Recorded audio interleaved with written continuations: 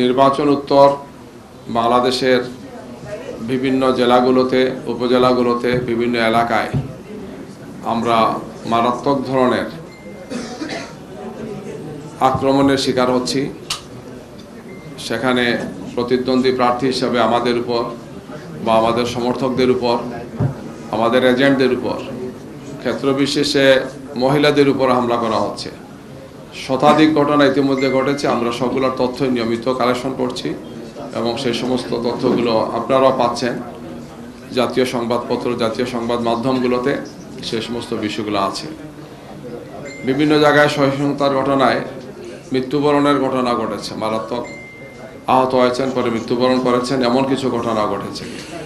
গতকালকে আমাদের 11 দলের শীর্ষ নেতৃবৃন্দের যে মিটিং ছিল, সেখান থেকে মিটিং করে আপনাদের সামনে আমাদের সম্মানিত আমিরে জামাত 11 দলীয় জোটের প্রধান নেতা তিনিও কথা বলেছেন, তিনি কিছু আহ্বান জানিয়েছেন, আপনারা জানেন।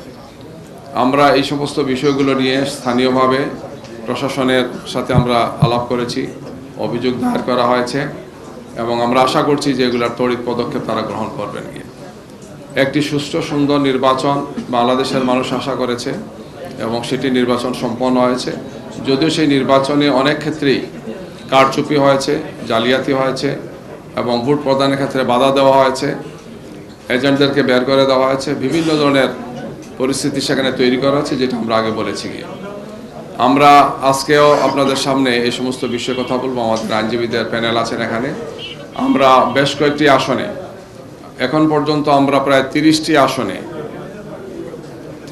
আসনে আমরা এই ধরনের চরম অব্যবস্থাপনা দেখেছি, যেখানে ভোট জালিয়াতি হয়েছে, কারচুপি হয়েছে, যে সমস্ত কাগজগুলো তারা দিয়েছেন সেখানে অপারেটিং হয়েছে, খোসা মাজা হয়েছে, বিভিন্ন ধরনের অসুবিধা হয়েছে। আমরা এই সমস্ত বিষয়গুলো নির্বাচনের দিনও জানিয়েছিলাম। তাৎক্ষণিকভাবে আমরা রিটার্নিং অফিসার এবং ঊর্ধ্বতন অফিসারদেরকে আমরা জানিয়েছিলাম, নির্বাচন কমিশনকে আমরা জানিয়েছিলাম।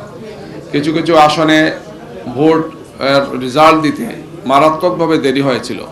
যেমন ঢাকার কয়েকটি আসনে আমরা ভোর 5টার সময় গিয়ে নির্বাচনের রেজাল্ট পেয়েছি, অথচ আরও কিছু কিছু আসনে বিদ্যুৎ গতিতে রিপোর্ট দেওয়া হয়েছে, রেজাল্ট দেওয়া হয়েছে। তো এই ধরনের চরমভাবে পক্ষপাতদুষ্ট কিছু আচরণ হয়েছে।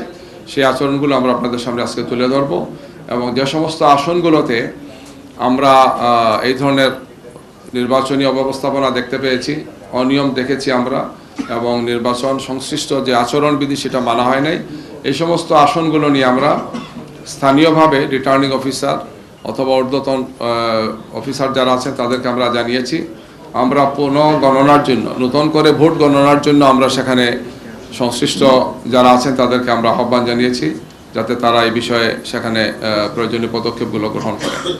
আমরা এই বিষয়ে নির্বাচন কমিশনকেও আমরা জানাবো, তাদেরকে আমরা যোগাযোগ করেছি, তাদের কাছে আমরা এটা পৌঁছাবো এবং এই ব্যাপারে সম্ভাব্য সব ধরনের আইনি পদক্ষেপ নেওয়ার সুযোগ আমাদের আছে। আমরা সেই সমস্ত আইনি পদক্ষেপগুলো আমরা গ্রহণ করব।